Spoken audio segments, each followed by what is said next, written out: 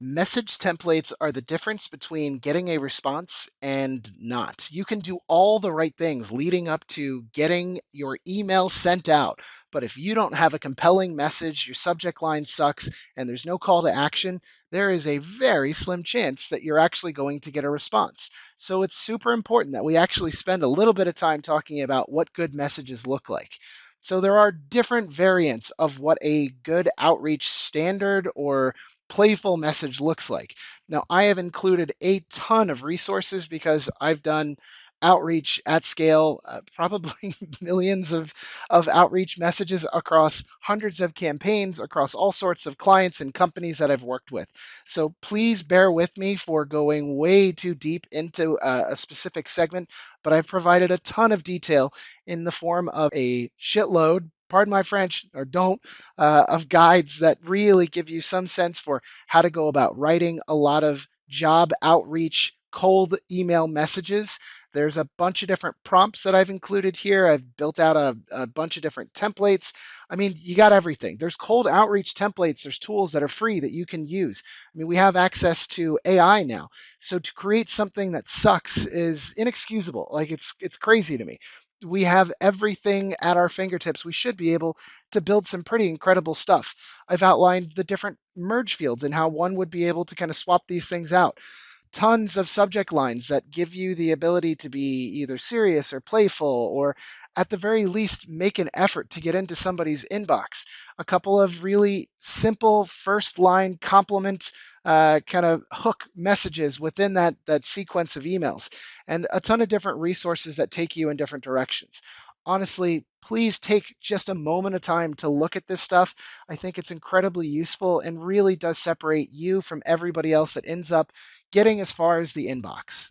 Just a quick mention on subject lines: short, personalized, sometimes a question or something, sometimes playful, get higher open rates, which then result in higher response rates. Just food for thought, this was Barack Obama's most successful subject line during his 2008 campaign, which was just the word hey.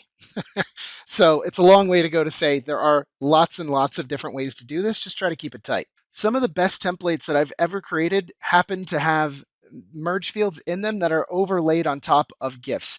Now you can do personalized GIFs. You can see that this GIF is rotating. This is one of the ones that I borrowed from Lemlist ages ago, and it works quite well. There are so many interesting and unique ways that cause people to pause and go, oh, that's different. And if you can do that, that may end up indicating to them that you are a different type of candidate. Maybe you are the person that they need to shake things up at their company. But if you send a very standard email address, you might end up getting a standard response or lack thereof. So there are many, many different ways to do this. It really depends on your personality. I consider myself somebody that has a sense of humor, and I would like to work with people that also have that. So I would not be opposed to using memes inside of my outreach so long as it hits the right notes. And if you don't like any of the memes that you can find, then go out and find a new one. There are lots of tools that allow you to embed this outreach without any hassle, any problem. I know that lots of the tools that I've recommended do this for you. So I've had a lot of luck with getting weird with a lot of my outreach, creating these hypothetical weird situations or an adventure or a completely fictitious scenario cause people to kind of lean in and be like, where's this guy going? This is different. And those tend to get the highest amount of responses and also cause people to kind of take their guard down for just a moment.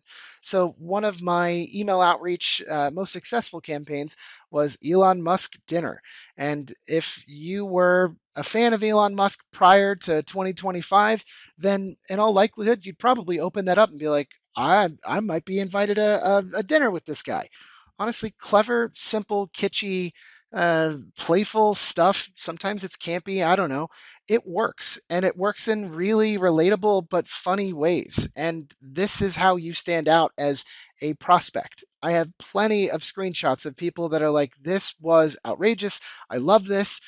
Super interesting. I normally don't respond to these, but here you are. This stuff does work. It just depends on whether or not you're willing to put yourself out there. And if not, that's okay. I totally get that. More room for everybody else. So, some couple elements that you need to consider when creating these outreach messages is usually there is some form of elements or thoughtfulness behind a great email address. So, of course, we have our subject line. Beyond that, inside of the body of the email, we have the hook or the opening. That is usually about them. I often try to make it a compliment. We have some type of value demonstration after that, maybe a reference to a resource or something that is a credibility builder. So it's like, I saw that you guys also do this, this, and this, some logistics about you, or something about you that's like, I'm interested in this sector and I know that you guys are the best company there. Some action oriented stuff, which is basically a call to action. What's your availability like next week? I could imagine we would get along if we were able to have a virtual coffee meeting for 15 minutes, whatever. I have created a massive amount of, I guess, resources related to this in terms of the different types of hooks that you can use, the different types of value demonstration, everything that I just showed, which is giving you a chance to basically insert your own version of that. So if you were to build an email that looks just like this, you would be able to go through and take line by line and kind of craft your own. Or you could use a very detailed prompt, which I'm happy to give you as well. The whole idea here is to give you some of these different ways in which you can reach people and stand out in a great way, rather than saying, I would like a job at your company. Please hire me. Here is my email address. Respond, and I will send an attachment with my resume that you won't look at. That's what we're basically fighting up against. So, some of the nice things that you can do with a lot of different outreach tools is what is referred to as liquid templates. It's basically stacked variables. Variables are merge fields. Merge fields allow you to put in anything that goes inside of a table. So, if my subject line was hello company name, then I would potentially be able to have a spreadsheet of every company and it would extract the company name. I would have my contact list within each row where I'm extracting the first name of that particular contact so that it's filling in everything in green here. The yellow is us. So I'm trying to make sure that I facilitate that template to make it make sense to them. There are so many different guides for doing this. There's so many different ways of doing it, but I find that it's so easy once you try one and you start to understand, like, oh, this is how I'm able to mishmash a bunch of different messages that all make sense to the context that I'm reaching out to. And it works. But if you've never done it, it can seem scary. I have genuinely said this 1,000 times, but not everybody gets it. The goal of your subject line of your email is to get somebody to open your email.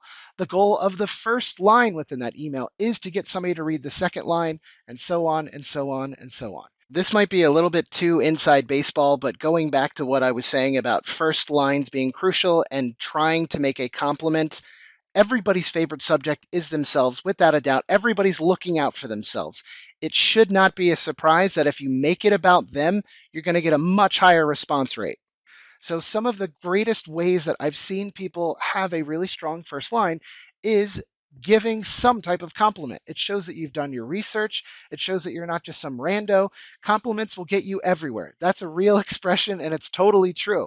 So, you can see a few different examples of compliments that exist. And I already showed you a different resource that basically just shows you here's how you compliment people on their company being great, or I don't know, the way that they solve problems in the industry is fantastic. There are so many different ways to generate this with AI. It's absurd. And most people don't, because either they don't think to do it or they don't want to waste the time, but it does help you stand out in a great way. So, a couple of thoughts on messaging and personalization, third party validation. Percent of recipients decide to open or delete emails based on subject lines. I've said subject lines are important. The email subject lines with questions have a percent higher open rate. Personalized email content increases average response rate by what percentage? And here we are. 64% of recipients decide to open an email or delete emails based off of just the subject line alone, which is crazy. And it makes sense. I'm in that 64%. I think it's higher than that. Email subject lines with questions have a 50% higher open rate. If you ask somebody a question, they assume that maybe there is something in there that they need to address. Personalized email content increases average response rates by 32.7%. I think it is higher than that. So there is value in personalizing emails, and we have already done a bit of that within LinkedIn. When I show you how to do this entire process all at once, I will create a few different personalized emails, but it is really on you to get creative with this stuff, and I can't spend another 10 courses or 10 modules going through the different ways that and avenues that we can take in order to make a really cool personalized email. The last few things I want to mention about this before we move on to doing the actual automation is how do we increase deliverability? Well, we want to make sure that we reduce the amount of attachments or images that are inside of the email. Embeds do actually work a lot better. If you are using too many links, a lot of spam filters assume that this is something spammy, so it just automatically throws you into the spam folder. You can remove spam triggers by using tools like Mailometer, where you can literally copy and paste your entire outreach message to see if it has a lot of spam triggers inside of it. I'm just going to quickly demonstrate Mailometer because why not the spam checker? So I'm just going to take a random message, copy, paste. Now I'm just going to replace the merge fields. All right, so there's a few weird ones, shady, that, success, I don't know, unnatural language, get rid of great, and there we go. So you get the idea. You can review before sending to check the personalization to make sure it doesn't say, hi, first name. And there's lots of other things, but go ahead and check out Mailometer. I think it's actually a quite nice tool. And lastly, to increase the response rate, of course, we're continuing to make sure that everything's personalized, skimmable. So we don't want, at least within the first email, to give them a mile-long essay that they're going to have to try to read through, because I promise you they won't. Stand out with unique angles and a cool offer, and have a very clear call to action, CTA.